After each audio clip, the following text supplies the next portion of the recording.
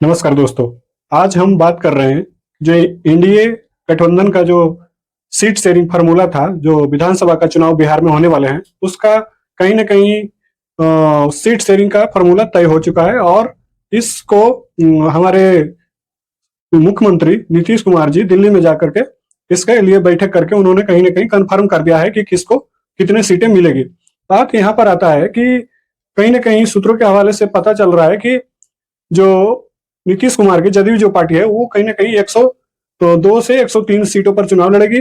और वहीं पे जो बीजेपी है वो कहीं ना कहीं 101 या 102 सीटों पर चुनाव लड़ेगी। मतलब नीतीश कुमार को एक सीट ज्यादा दिया जाएगा बड़े भाई के तौर पर, क्योंकि लोकसभा का जो चुनाव हुआ था उसमें बीजेपी एक सीट ज्यादा पर चुनाव लड़ी थी और जदयू एक सीट कम पर चुनाव लड़ी थी। तो उसी का मद्देनजर रखते हुए जदयू को एक सीट ज्यादा दिया जा रहा है। तो बात यहाँ पे खत्म नहीं होती है, बात अब आगे बढ़ता है। बात यहाँ पे आता है कि एनडीए में, जो कि एनडीए गठबंधन में, वो उसमें तीन दल और शामिल हैं, जिसमें चिराग पासवान, मांझी जी और उपेंद्र कुशवाहा जी। अब बात रह जाता है कि बीजेपी और जदयू मिलकर के कहीं ना कहीं 100 205 या 206 सीटों का तो वो खत्म कर दे रही है। तो यहाँ पे बच जाता है, मान लो आपकी 40 सीटें बच जा रही है।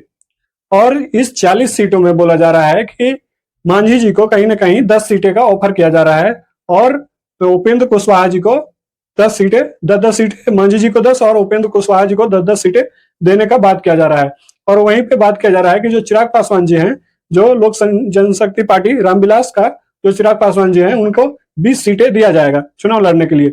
पर बात यहाँ पे आती है कि ठीक है, मांझी जी मान भी जाएंगे 10 सीटों में, उपेंद्र कुशवाहा जी मान जाएंगे 10 सीटों में, क्योंकि उनका, उपेंद्र कुशवाहा जी का तो लोकसभा में एक भी सीट नहीं है और मांझी जी का लोकसभा में एक सीट है और वो मंत्री भी हैं। पर यहाँ पे बात आता है चिराग पासवान जी का, जो कि चिराग पासवान जी का आए दिन लोकप्रियता बिहार में इतनी बढ़ती जा रही है और कहीं ना कहीं उनके जैसा कहा जाए तो बिहार में दूसरा कोई नेता और है ही नहीं। एक अच्छा पढ़े लिखा नेता, अच्छा सूझबूझ वाला, अच्छी बातें करने वाला और अच्छे सोच रखने वाला, बिहार का एक तरीके से फ्यूचर कहा जाए तो चिराग पासवान जी का कहा जाता है कि बिहार का फ्यूचर है, इसमें कोई दो राय नहीं है। पर जहां पे बिहार का फ्यूचर चिराग पासवान जी को कहा जा रहा है और वहीं पे उनको 30 सीटें पर चुनाव लड़ने के लिए कहा जा रहा है, तो कहीं ना कहीं उनके साथ बहुत बड़ा फ्रॉड किया जा रहा है, बहुत बड़ा ब्लैकमेल किया जा रहा है। उनके साथ कहीं ना कहीं ये चीज गलत हो रहा है। क्योंकि देखिए, अगर चिराग पासवान जी चाहेंगे भी कि चलो हमारा 5 लोकसभा सीट है और मैं केंद्र में मंत्री हूं, बिहार में 20 सीटें मिल रही है, मैं 20 सीटें पर चुनाव लड़ लेता हूं, लेकिन इससे फर्क ये पड़ेगा कि जो उनके चाहने वाले लोग हैं, जो बिहार में उनकी इतनी लोकप्रियता है और इतने लोग पसंद करते हैं, और उनको ये चीज गलेगी नहीं। एक तरीके से कहा जाएगी कि उनको ये चीज हजम नहीं होगी, क्योंकि उनके जो पार्टी का नेता कहिए या उनके पार्टी का जो लोग हैं, जो उनका प्रति जो प्यार है जनता के प्रति, वो जनता को लगता है ऐसा कि कहीं ना कहीं उनको 60 से 70 सीटें मिलनी चाहिए थी चिराग पासवान जी को। लेकिन अगर चिराग पासवान जी ने भी सही सवाल किए थे, सही उन्होंने मांग किया था कि हमें 70 सीटें चाहिए, और इसमें जनता भी खुश थी, क्योंकि बिहार की जनता को भी लग रहा था ऐसा कि हाँ चलो चिराग पासवान जी में वो दम कम है और उनको 70 सीटें मिलनी चाहिए। लेकिन बात यहाँ पे आती है, 70 सीटें बीजेपी और इंडिया गठबंधन ने देने से जब इनकार कर दिया तो उन्होंने एक सवाल और रखा था कि हमें 40 सीटें दिया जाए तो हम 40 सीटों पर चुनाव लड़ लेंगे। लेकिन 40 सीटें भी नहीं दिया गया उनको, 40 को घटा करके आधा करके उनको 20 सीटें दिया जा रहा है। इसमें अगर 20 सीटें पर चुनाव बीजेपी, अगर 20 सीटें पे चुनाव अगर चिराग पासवान जी अगर लड़ते भी हैं विधानसभा का, तो इसमें जनता नाखुश हो जाएगी और बिहार का जनता इतना नाखुश होगी कि ये कहीं ना कहीं अलग मोड़ पर चली जाएगी। तो मैं यही कहूंगा कि चिराग पासवान जी को अपनी बातों पर अड़ा रहना चाहिए और उनको जनता के प्रति जो प्यार है उस चीज को, उस प्यार को बरकरार रखना चाहिए, क्योंकि जनता जितने शिद्दत से उनको चाहता है और वो बिहार को, जनता को ऐसा लगता है कि चलो ये नेता अगर आगे बढ़ेगा, इसके पास अगर थोड़ा पावर रहेगा, बिहार के लिए कुछ ना कुछ अच्छा ही करेगा। अब बात किया जाता है कि जदयू जो नीतीश कुमार जी हैं और लालू जी में तुलना किया जाता है कि 2005 का पहले बिहार क्या था और 2005 का बाद बिहार क्या है। बात इसमें समझने वाली थोड़ी सी टेक्निकल समझने वाली बात है। देखिए, 2005 का पहले पूरे देश का हालात एक अलग लेवल पर था, उतनी सोशल मीडिया नहीं थी, उतनी आदमी के पास इनकम नहीं था और देश के पास भी जीडीपी कहीं ना कहीं उस स्तर पर नहीं था जिस स्तर पर आज है। और इसी सब के कारण लोग भी एजुकेटेड नहीं थे और इसी सब के कारण जो 2005 का पहले का माहौल अलग था और 2005 का बाद का माहौल अलग है। अगर 2005 का बाद का भी माहौल किया जाए तो ऐसा नहीं है कि डायरेक्ट आज 2025 के जैसा चेंज हो गया था, धीरे धीरे धीरे धीरे करके ही चेंज हो गया। क्योंकि आज लोग एजुकेटेड भी हैं, लोग समझते भी हैं, और लोगों के पास कहीं ना कहीं इनकम भी है, और इनकम होने की वजह से देश का जीडीपी भी अच्छा है। और इसी की वजह से जब जिस देश का जीडीपी अच्छा रहेगा, इनकम अच्छा आएगी, तभी तो ग्रोथ होगा ना। और इन्हीं सब के कारण देश बदल रहा है और बिहार भी कहीं ना कहीं बदल रहा है। तो ये मत कहिए कि 2005 का पहले लालू जी का राज कैसा था और 2005 का बाद नीतीश जी का राज कैसा है। नीतीश जी का भी कहीं ना कहीं कमी है, जो कि बिहार और कहीं पर भी जा सकता था, उस लेवल पर नहीं गया है। बिहार अभी भी पीछे है, और आपने काम किया है लेकिन उस लेवल का काम नहीं किया जिस लेवल पर काम होना चाहिए था।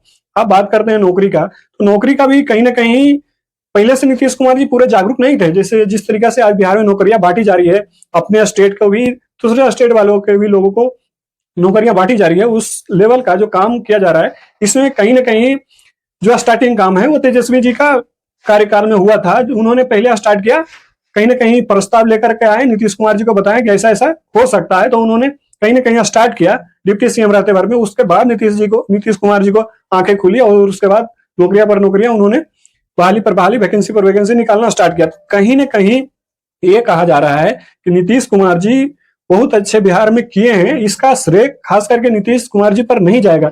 ये जाएगा कि कहीं ना कहीं आपने टेक्निकली जो फंड है उसको थोड़ा सा यूटिलाइज किया है, उसको थोड़ा सा खर्च किया है, और जो चीज एक्चुअल में जो चीज होना चाहिए था, आज भी हमारे बिहार में कहा जाए तो सबसे बड़ा प्रॉब्लम है माइग्रेशन। लोगों को एक स्टेट से दूसरे स्टेट में जाना, मतलब कि लेबर को वहां से प्लान करना।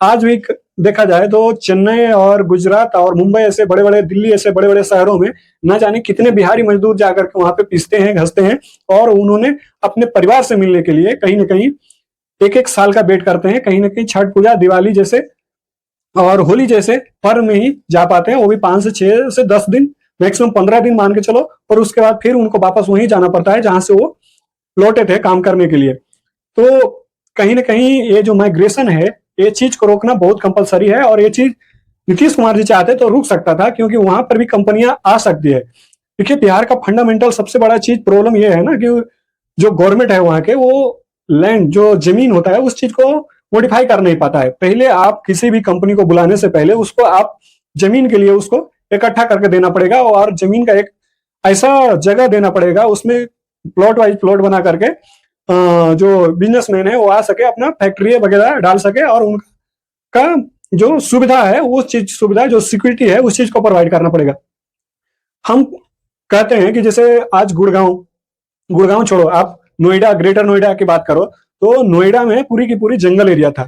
उस चीज को, जंगल को काटा गया और साफ किया गया, और कहीं ना कहीं एक प्लॉट वाइज प्लॉट बना करके बिजनेसमैन को वहां पे इनवाइट किया गया, और उसके साथ मीटिंग करके उसको प्लॉट दिखा करके तभी जाकर के वहां पे बिजनेसमैन आई, फैक्ट्रियां आई, और कामकाज वहां पे चालू हुआ। तो बिहार में लोग ऐसा चाहते हैं, बिहार के नेता लोग ऐसा चाहते हैं कि बिजनेसमैन आए और डायरेक्ट हमसे बातें करे, और उसके बाद वो अपने से जमीन खरीद करके अपने से फैक्ट्रियां डाले। तो ये चीज कहीं ना कहीं मुमकिन नहीं है।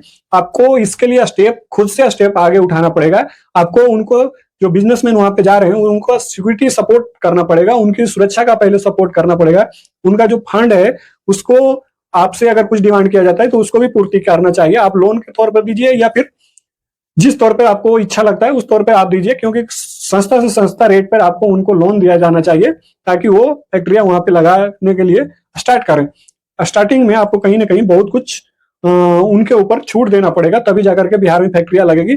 और वापस आते हैं सीट पर। सीट का मामला भी यही है कि मेरे हिसाब से कहा जाए, या मैं पर्सनली अगर कहूं ऐसा, तो कहीं ना कहीं सारा चीज जो सीट शेयरिंग का फॉर्मूला है वो ठीक जा रहा है, पर जो चिराग पासवान जी का जो सीट है वो कहीं ना कहीं उनके साथ गलत किया जा रहा है, और उनको इस फ्रॉडबाजी से इनको बाहर आना चाहिए। और जो इंडिया गठबंधन है उनका कहीं ना कहीं उससे, अगर ठीक है आपको अगर 40 से 50 सीटें अगर देती है तो आप उनके साथ चुनाव लड़िए, और नहीं तो उनको छोड़ दीजिए। क्योंकि ऐसा नहीं है कि चिराग पासवान जी का स्तर इतना गिरा हुआ है कि वो 20 सीटों पर आकर के चुनाव लड़ेंगे, क्योंकि उनका लोकसभा का अगर चुनाव देखेंगे तो 100% जिस इंसान का स्ट्राइक रेट है उसको विधानसभा में इस तरीका से बेइज्जती एक तरीका से किया जा रहा है, ये कहीं ना कहीं ठीक नहीं है। तो आप लोगों को राय क्या है, आप लोग भी कमेंट में जरूर बताइए। तब तक के लिए जय हिंद, जय भारत।